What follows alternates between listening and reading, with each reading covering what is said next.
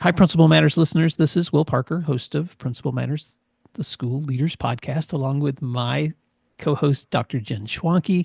And Jen, before we jump into this week's conversation, which is going to be a interview with a great leader, Nason Lollar, our question of the week is supported by Summer Pops Math Workbooks. Principals, when students practice math over the summer, their math scores go up. So, what's your summer math plan this year? A great way to start is by ordering free summer workbook samples at summerpopsworkbooks.com. So, reach out to my friend Pete and pick up yours today. All right, Jen, here's our Q&A. How and again, I pulled these questions from some feedback I had from a training I did. How do we manage difficult conversations with parents while also maintaining positive relationships with them? I, that's a great question. It's so practical. It's such a good question. And we get this a lot, don't we, Will, when we work with principals, and this is all across the country and even beyond. This is a huge thing principals wrestle with. So I think our experience as principals should be our first line of drawing off of those things. So what would you say? I'm going to say something that I didn't plan to say, but it's just a memory that came to me. But I used to work with a leader. She was a great principal. I'll name her because I know she wouldn't mind. Her name was Donna Brogan. She was a great mentor. And in Donna's office, she kept a big mirror right behind her desk.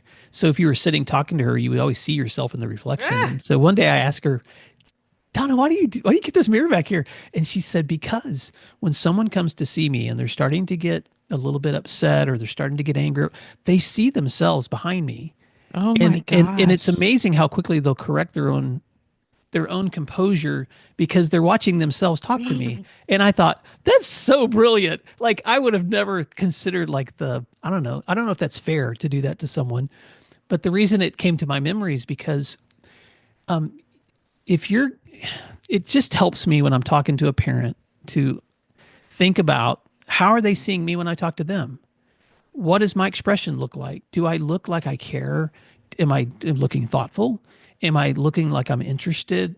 Do I do I affirm the fact that I love their kid too as a professional and want to support them, or is what they're seeing from my expressions and my posture and my feedback that I'm rigid or that I'm already closed off or that I'm not interested or that I'm hurried? And so, Jen, I really think the heart of this conversation first begins with taking a look at ourselves and how we approach really hard conversations, and they're not easy.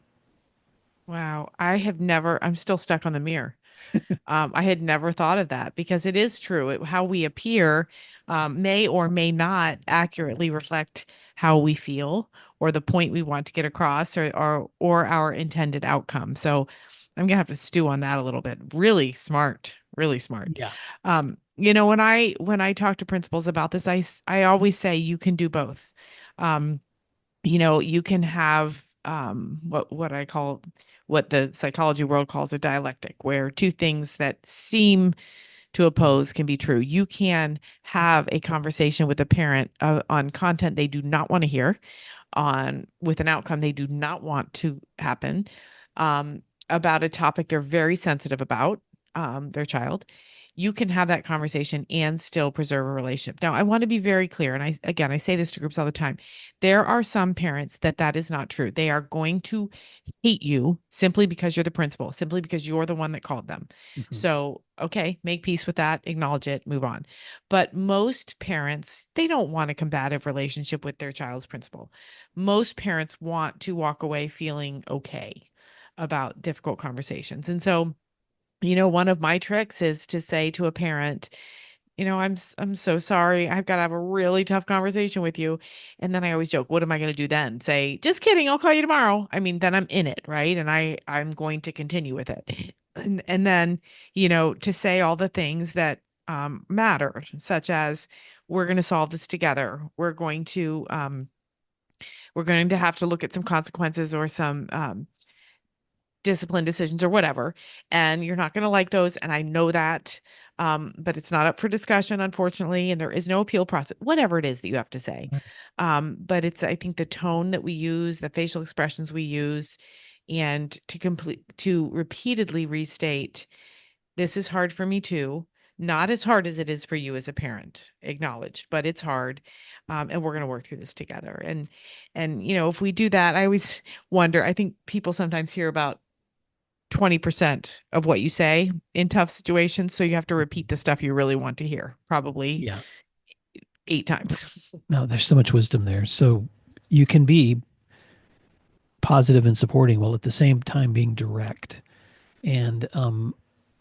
And sometimes direct means that there are some things that are negotiable and some things that are not.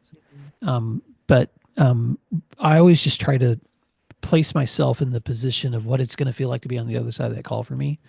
So you don't need to be apologetic. You don't need to beat around the bush. But I love the way you phrase that, Jen, because what you're trying to do is acknowledge. I wouldn't want to hear this if I was on the other side of this conversation, but Mhm. I need to tell you what happened and what's going to happen.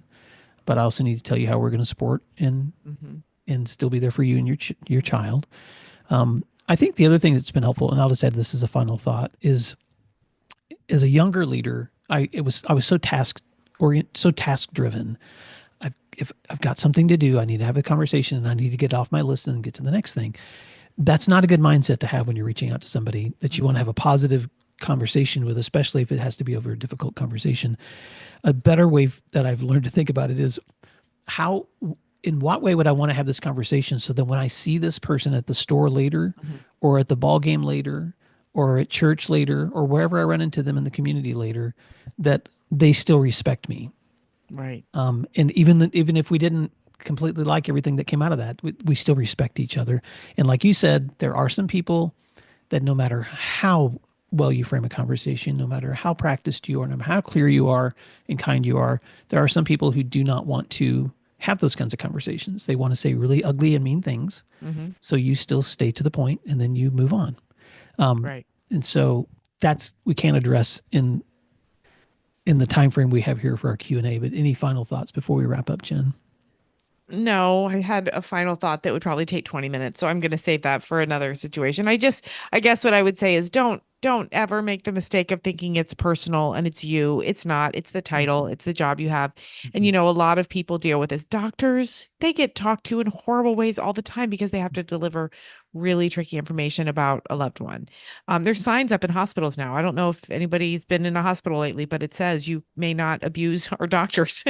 um, so it's, people let their emotions to overtake their common sense. So I think it's a good conversation. I don't think we can say it enough. We just need to continue to rally our principals on, our listeners to say it's not you, it's the message you're sending.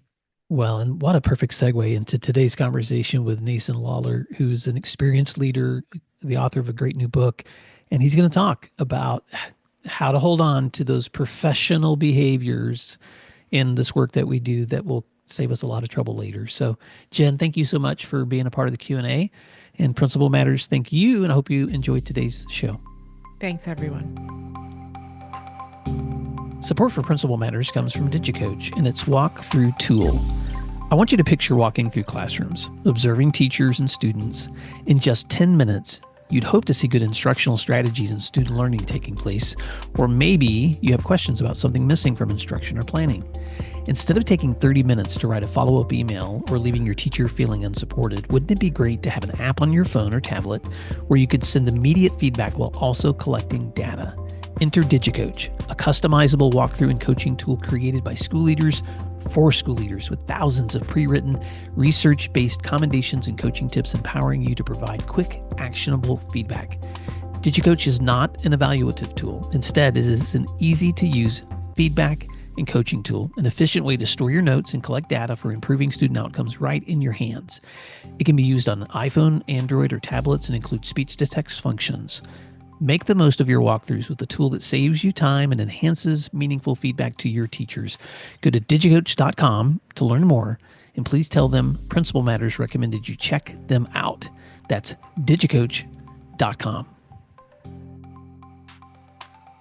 Hi, friends. Did you know that Principal Matters, the School Leaders Podcast, has been downloaded over 1.5 million times? We are so proud to share conversations, interviews, and resources to support leaders like you who are serving school communities worldwide. And I'd like to invite you to explore our books, our professional development offerings, our Grow Academies, our masterminds, executive coaching, and keynote presentations, because we're here to help you and your teams build schools that you're proud to call home. So here's my question. How are you planning to keep growing in the semester ahead? We're booking events right now for the next 2 years, and we would love to serve you in person or virtually. So visit williamdparker.com and click services, or email me at will@williamdparker.com to connect. I would love to hear from you. Thank you, and I hope you enjoy the rest of today's show. You're listening to Principal Matters, the School Leaders Podcast. Principal Matters Podcast, episode 440.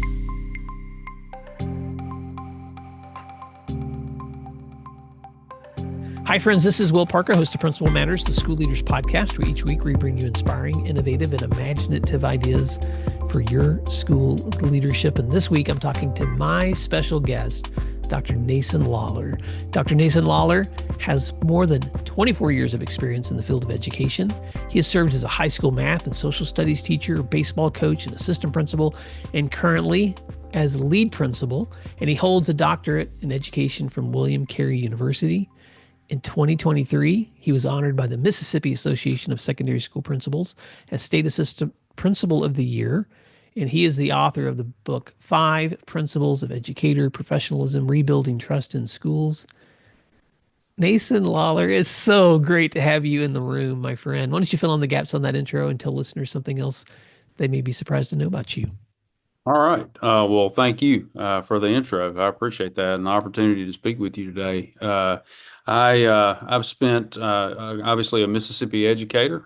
Spent 14 years in the classroom, teaching math, social studies, coaching, several different sports. And then, honestly, if I could throw out something that's probably different, I can say that as an educator, I'm a second generation educator. Both of my parents were teachers. And then right after I finished my mom's 10th grade English class, my dad took my high school principal's position. So I was had blanket coverage while I was in high school. And as I moved into college, I knew that I wanted to play baseball for a living, and pretty quickly realized that the scouts weren't coming to watch me. And so something to do with athletics would lead me to be coaching. And the one thing I knew without a doubt when I went through my teacher education plan was that I never wanted to be a principal. That was the last thing I ever wanted to do, was to be a school administrator. And I don't know why, but that was just something that was stuck in my mind. And maybe that's why I taught for so long. 14 years is a good stretch in the classroom, but finally kind of slowly came around and was very fortunate to move into an assistant principal position at Germantown High School in Mississippi. And didn't think there would ever be a job I would enjoy more than coaching. And lo and behold, assistant principalship was it. I spent 9 years doing that, and I couldn't imagine having more fun being an assistant principal at a school like Germantown. And then had the opportunity to move over to the career technical field. And so I'm in my second year as principal at the Madison Career and Technical Center in Madison, Mississippi, and learn something new every day in a field that continues to grow at a much quicker pace than that. It is really booming right now, so it is a good time for me to be in that field, and I'm excited about it. But that's probably some of those gaps. Yeah. Well, we have a lot in common. You know, I was an AP for 9 years before I was high school principal. And I said the same thing, Nason, when I was a teacher. I was like, I don't really want to be an administrator until I feel like I've done this long enough that I would have the experience and the prep. And I even made a joke. I'd be like, when my hair turns gray, then I'm going to take maybe I'll go that direction. But I inherited my mom's genes and my hair hasn't turned gray. So it's, I mean, so there's a little bit of salt and pepper over here, but so I finally just took the plunge like you did. And same thing. I didn't, at first it was the most overwhelming thing I'd ever experienced, and then it turned into one of the most rewarding things that I ever did too. You've been at Germantown High School. You're now at Madison Career and Technical Center. Talk a little bit about some of the, we're going to talk about leadership in your book, but talk a little bit Mm. about some of the outcomes you're most proud of it for the students you're currently getting to serve. So, going into some of those things that I've learned in the career technical field, I really didn't have a lot of career technical experience beforehand, moving to this school. Being able to put a legitimate definition to workforce development, which is a term that, at least in Mississippi, I'm not sure about your area of the country, but in Mississippi, the words workforce development get thrown around so often. And to be able to see uh, businesses come into my school and watch them conduct interviews with our year two students. We recently had an HVAC business that was looking for um, help and a hiring for someone who could potentially move into a full-time position and learn that business with this gentleman who owned his HVAC business. And he's probably only going to hire one person, but I felt like the process that he's gone through will end up with one kid striking it lucky and receiving a great opportunity in the form of a job, but we will also have 11 to 12 other students who will have the opportunity of a low risk interview with a huge reward of the experience of having the interview. And to me, being able to implement that and see that repeat throughout the different programs we have within our building has probably been one of the most fulfilling experiences for me. We've had multiple companies that have come into our building, and I feel like national certifications and accountability aside, when it really comes down to it, workforce development is where we make an impact on that statistics that gets thrown around so often about workforce participation. And it's really fulfilling to see students jump in with the opportunity to start a career at a young age, because quite often some of these students aren't going to go straight to college, and and they will still be able to set up quite a nice situation for themselves and their families. And and I think that's probably the first thing that comes to mind is one of the big moments that I've realized. And after they got that 6 month period of getting your bearings at any new job. I feel like last spring and this fall, being able to set up opportunities like that has been really nice for me to see. Because we're blessed. We've got a lot of really good students who want to work, and they've got abilities that they can share and really help our community grow. Yeah, I just what I love about career tech, and we have a wonderful career tech center here in the Tulsa area. My son attended there, my daughter attended there. It's wonderful for kids to have opportunities where whether it's industry or business, or whether they want to go to college, but they have options. And you and I Mhm. both know gone are the days where students are just being prepared for college ready. And Mhm. people will often give lip service to college and career ready. But I love it when communities actually invest in all those options. Mhm. And so kudos for that. Thank you. In your book, Nason, you take the lessons you've learned through years of teaching, Mhm. coaching, and leadership. And what I like about your book is you kind of just bring it back to the basics. Listen, if we're going to do education well, and if we're going to really do education in a way that can serve kids and serve communities, it doesn't have to be really complicated. I mean, it's obviously complex. I'm not saying it's not complex, but sometimes we complicate the complex. And what I like about your leadership style in your book is you simplify what does it mean to be a professional in this work, and how can we keep our eyes on those simple things that are going to help us stay that way. And I'm going to ask you to unpack the acronym trust, because and talk about how you use that as a way to kind of guide the way you build learning and the way that you lead school settings. Yeah. So I think uh, to go back before we get into that trust acronym, I think the setup to that answer to that question really is a good. If you look at the timeline of my career, I think that's a pretty good barometer for good or bad. but I started as a first year teacher in August of 2000. There was not one single device in the classroom where I taught when I began. And the funny thing about it is that we actually had an initiative passed in Mississippi so that my second year, it was mandated that every classroom get a personal computer where we could use to do grades, and internet was accessible there. So in the 2001-02 school year, there was one device in my classroom, and and then my grade book promptly crashed at Christmas, and I learned the lesson of how to make sure I had everything backed up properly. Um, but we've expanded quite a bit, and technology is one example.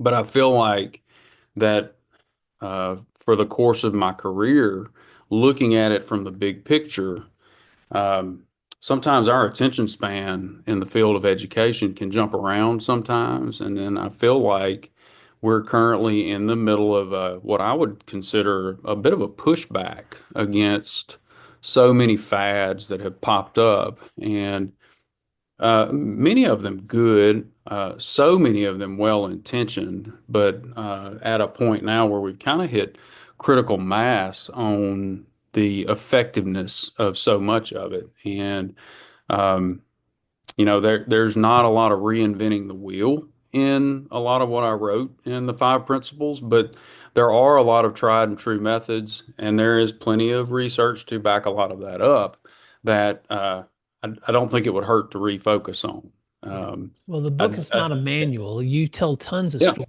as a way to kind of set the tone for just I mean, you do a really great job in the opening chapters of really setting the tone for how hard this is. Mhm. And you tell the story of several educators and kids and so you set the stories, you set the book up in a way that really helps people relate. But then you don't leave it there. You also talk about, okay, what can we actually do in the midst of whatever that situation you find yourself in and whatever the pendulum swing happening in at the time that you're in education, what are those things that hold true over time that are timeless in the way that we serve schools? I'd love it if you could unpack first how you use that acronym and then just take Mhm. it from there, Nason, in terms of some takeaways that might be helpful for listeners to apply in their as they Sure, think about sure. their own leadership. Yeah. Well, I started with the basic belief that through leading professional development at several of the schools that I've had the opportunity to be an administrator at, where we've basically spent at least a school year walking through our code of ethics. There were great tie-ins to teaching and learning that would illustrate so many of those points within that. But I think that's probably a foundation from where I started from. And I would say that I probably worked from there to create a basic belief that educator conduct, which is usually a very negative conversation anytime it comes up, really does boil down if you take the sum total of all the positives or the negative don'ts that you shouldn't do. Um, Whatever our conduct is on a day-to-day basis is our contribution to the culture of our school. And so when you view conduct in terms of culture, that's where I think you come down to this factor of trust. And so the trust framework was a development from that, because once we think about the things that are most important to a school community, I think the second basic belief that I used as a premise for the book was that at the down at the heart of everything, whether it's a parent in one part of the country or the other, any school community, there are some basic common beliefs that we want our schools to be able to do when they spend time with our children. I spend a lot of time talking about the in loco parentis concept. If we're going to be a substitute for parents, that's one of the things that makes the job so hard and so complex, because, I mean, parenting decisions run the gamut. But those five principles that I feel like are common to every school community starts obviously with the T.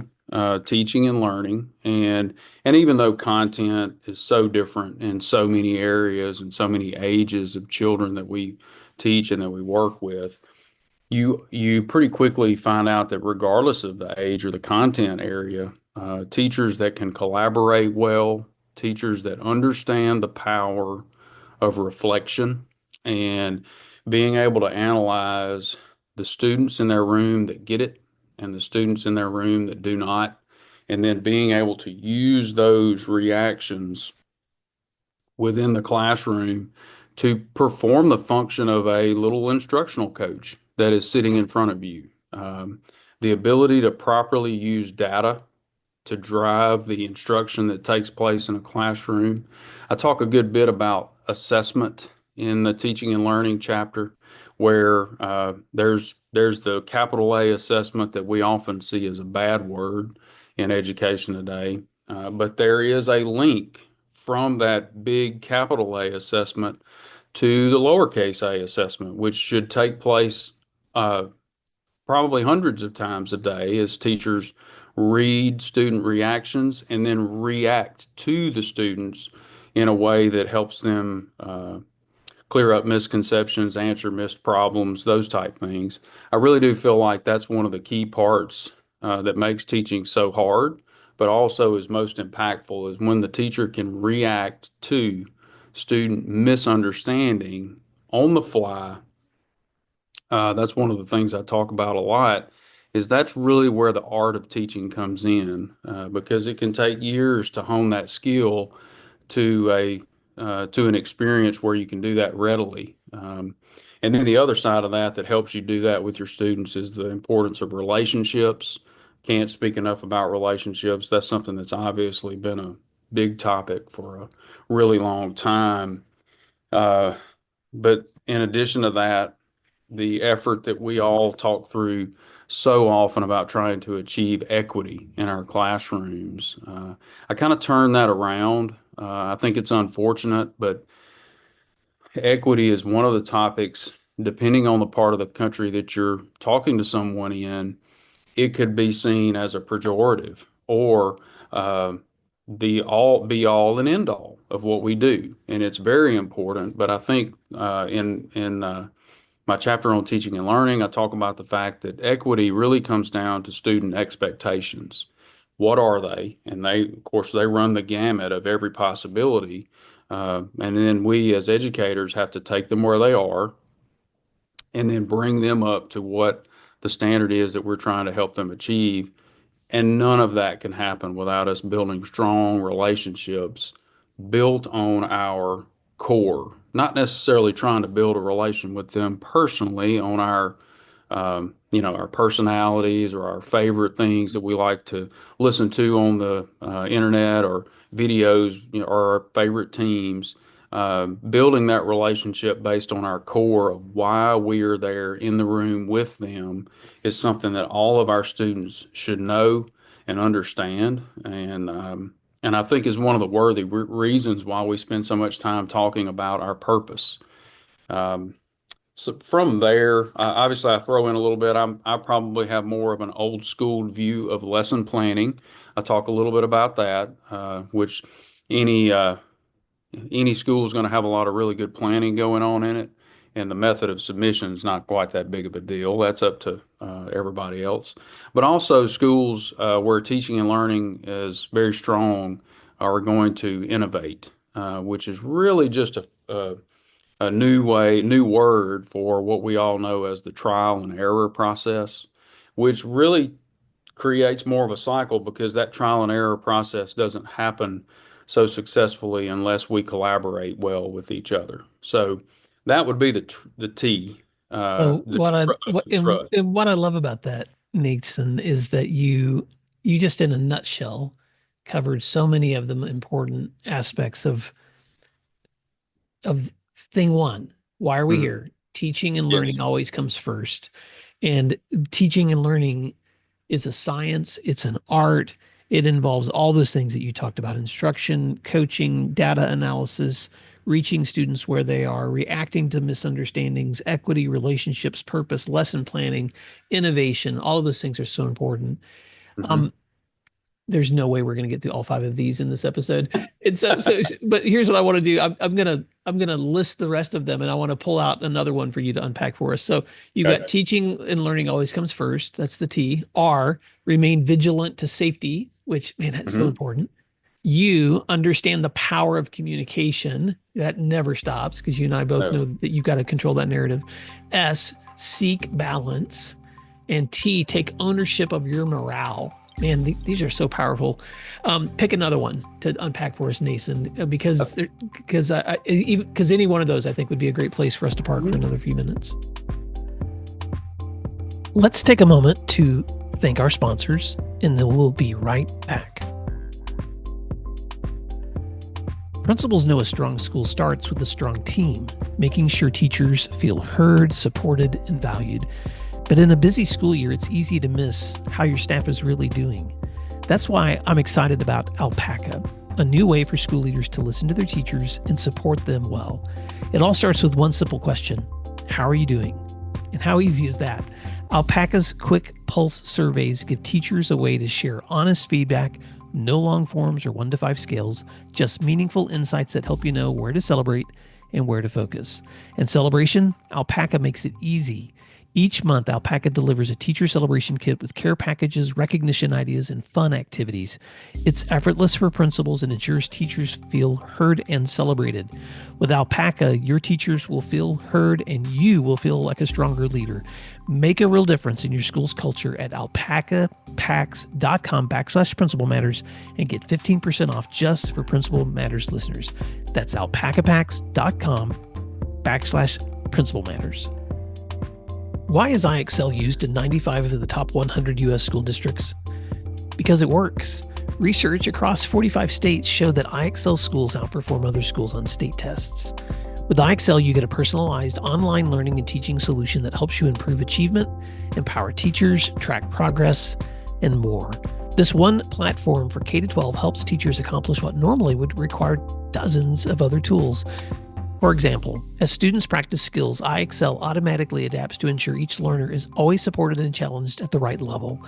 iExcel also provides every student with a personalized learning plan to help them close knowledge gaps effectively. One of my favorite things about iExcel is their personalized test prep tool. For exams like the SAT and ACT, iExcel will analyze a student's most recent score and generate a custom list of skills to help them boost their scores. If you want to take the load off of your teachers so they can do their best work, iExcel can help. Learn more at iExcel.com/PM today. So I would say that for each of the scenarios, one thing that I've done, you mentioned using vignettes or scenarios throughout the book. One of the hallmarks of my time in grad school was the off the wall, really tough to unpack scenario that could just the 18 things in a row that compound a situation into a train wreck. Those situations obviously do happen from time to time, but I felt like it would be really worthy for us to spend a lot of time on the good scenarios where we notice good things that are happening within our building.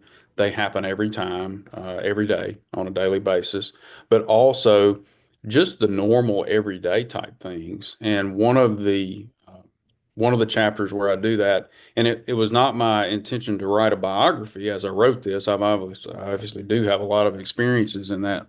But the chapter on communication, I feel, is so important. And I did actually use some personal scenarios that I've experienced.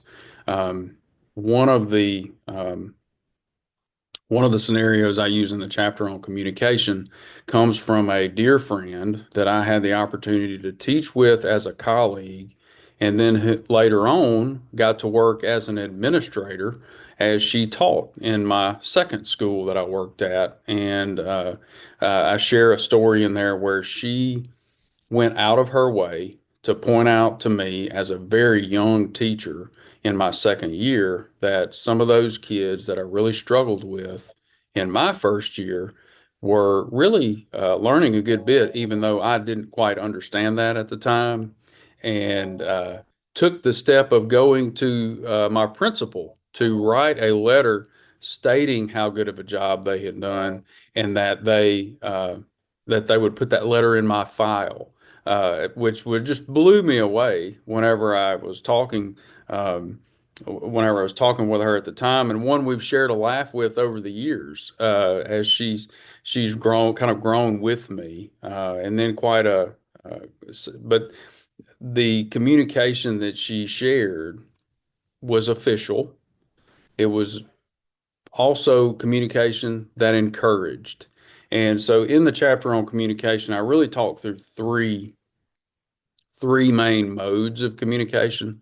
Obviously, that official communication takes so many forms, and that's how we document what we do for a living as educators. And if you mess that up, then you could run afoul not just of district policy, you could be running afoul of the law. So we've got to take responsibility to cover that. But then you've got indirect communication, and that's everything that happens in between. And honestly, that's the part where we tell everybody the truth. When we give our basic first reaction, we're showing everyone our attitude, and that's a huge part of what we do too. And I talk through the fact that as educators, sometimes it can be a little overwhelming to think that everything we say in the course of a school year could be the motivation for a student's life's work, or it could shade their opinion of us for the rest of their life. If we sat there and contemplated that fact, it would be hard to move on a daily basis. And that's why I feel like the indirect or unofficial type of communication is so important, because if we can take care of our attitude on a daily basis and make that, again, grounded in our purpose, then we don't have to worry so much about the self-discipline within our language, because it's going to be coming from an area of positivity. And then finally, communicating empathy in a way that really lasts is only done by listening. And so obviously there's a lot that's said about how to listen, how to do that well. I do bring in a little bit of research there on the communicating empathy and how important that is. And a lot of what goes into listening has to do with the environment that we create. And again, it goes back to our relationships. Quite often that doesn't just mean our relationships with our students, though. We're also It's just as valuable as our relationships with our colleagues. I also talk a good bit in that chapter about how much bias can really color the outcome of a lot of what we do as educators. I share a story from my own United States history class where I really stepped in it by just not understanding the power of that bias, even when I took great lengths to try to correct for my own. I didn't correct for my students, and it almost turned into a nightmare. One I can thankfully laugh about today, but at the moment it was a little scary. Um, but our bias comes out, and I think one of the things we have to do as educators is understand that we do have biases, and then do everything we can not to put our foot on the scale when those topics do come up in a classroom. We've gone through an election here recently, and even if you don't teach a social studies class, the odds are pretty good that a kid may come in and ask you a question, even if you teach math about a subject like that.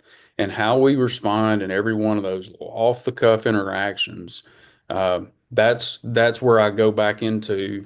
It's really important to understand your purpose, but also to have these 5 core principles taken care of when it comes to why am I in the building. And usually you may not have that answer prepared for the off the cuff question, but it can give you a mindset that will help you keep, or I guess rather, a better way to say it would be a mindset that would keep you out of a tough conversation later on. Well, there's so much wisdom, Nason, and everything that you're saying. And I just want to do a quick circle back to the beginning of today's conversation and let listeners know. The book is The 5 Principles of Educator Professionalism, Rebuilding Trust in Schools by Nason Lollar, and we'll put a link in the show notes. And so all of the things Nason's talking about here are things that you can dive into deeply there. I want to circle back to something else you said too, when you talked about the teacher who gave you that encouraging feedback, which is so Hmm. powerful, especially it's powerful at every part of our careers, but especially early in our careers. I was just reading a book by John Gordon called Positive Leadership, and he talks in there about what he calls positive gossip, which Yeah. is let's flip that instead of enduring what the effects of bad gossip, figure out the great things you see other people doing and go tell others what you're seeing them do, and Hmm. just that positive gossip, share that around your colleagues, because it builds the morale of everyone when we can notice the good work that other people are doing. And it works with kids, it works with adults, it Yeah. works with peers. Nason, as we're wrapping up, I want to give you an opportunity to we've got newer listeners, we've got veteran Hmm. listeners to the show. But what's if you were getting ready to sit down to coffee for a few minutes with a leader, and you're just giving them that thing to hold on to, that you Hmm. hold on to when you're stepping into your work, when you look back at your work and when you look forward to your work, what's that idea that you would like listeners to hold on to? And then how can people find you and stay connected with you? Absolutely. Well, if we are, if we're talking about newer leaders, school leaders, someone in an administrative role, I would imagine that most everyone that fits that profile has probably been counseled, um, maybe multiple times, and sometimes in some very, in no uncertain terms, that to take care and to take responsibility of the professional conduct of the people who are in your charge is something that is a very grave responsibility, very serious, because as you well know, and so many of your listeners, any lapse in this area can quite often cause not just headaches, but it can change lives, and quite often for the negative. One of the things that I think is so important about focusing on what matters most, and and a daily uh, consciousness of how we're impacting our school's culture through our attitude and all these other facets, is that documentation, which is one of the things that's usually stressed the most when you're talking about going over the staff handbook or your state's code of ethics, or even if you're covering something like my book with your faculty. Documentation is something that we have to do, obviously, but if documentation is our only goal, then we are guaranteed to have more of those hard conversations and to have more lapses when it comes to professional conduct. And I've thought about this long and hard, obviously for a long time to write the book, but as I have thought long and hard about how to promote this book, I have to take a line from a friend of mine, one that I know I share with you, Jimmy Casas, who has talked a good bit about the fact of, are we playing the gotcha game, or are we telling our people, I've got you? And if we're only focusing on documentation when it comes to professional conduct, then that's dangerous. But if we're telling our people, I've got you, I'm going to support you by helping you grow when it comes to how you handle the teaching and learning that's specific to your aspect of your job, to the school safety aspect of your job, how you communicate, how you balance all of the change that takes place and care for yourself in a way that's purposeful and helpful for our school. If I'm going to support you properly in maintaining a good morale, we're setting our school up for success if we can do that. And that's a huge responsibility for us as leaders. But I think that's one that makes this a worthy topic, and not one that always has to be so negative. I think some of the best conversations on ethics and conduct come from a place of support, and what are some of the things that we should do, not just a list of don'ts. And so as long as we can keep that positive, it's easier to go into those negative boundaries that we don't want to cross. But I think it's so important for us as school leaders, because if at the end of the day, I think this does link back to research really well.